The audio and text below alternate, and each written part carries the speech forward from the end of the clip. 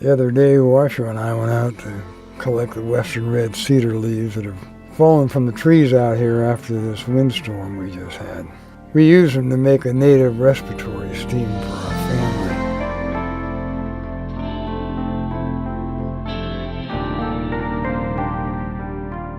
When I was growing up on the reservation, the native people used western red cedar for just about everything. Urinary tract issues, fever, skin infections, fungal infections, and anything that was a respiratory problem, like coughs, colds, bronchitis. They called it Wichoni Chang, tree of life. When you scratch the leaves of a cedar or cut the wood, strong essential oils are released.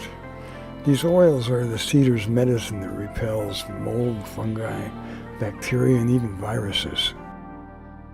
The native people discovered this a long time ago, and they've been using cedar topically as well as internally to ward off many of their illnesses. In Nevada, during the cold winters, when the native people would get cold or bronchitis or the flu, they would gather these leaves of the red cedar and use them to make a steam. They would cut the red cedar leaves into small pieces until they had about a cup. Then they'd place them in a bowl and pour boiling hot water over them. Then they'd place their face over the steam and cover their head with a towel, breathing it in for at least 5 minutes, pouring more hot water over it if it was necessary.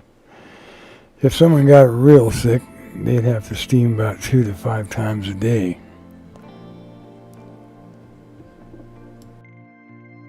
I'm not a doctor, so I'm not suggesting anyone do this if they come down with a flu or a cold or some weird virus. That would be wrong. I'm just telling you about how the native people used to use western red cedar back on the reservation where I grew up.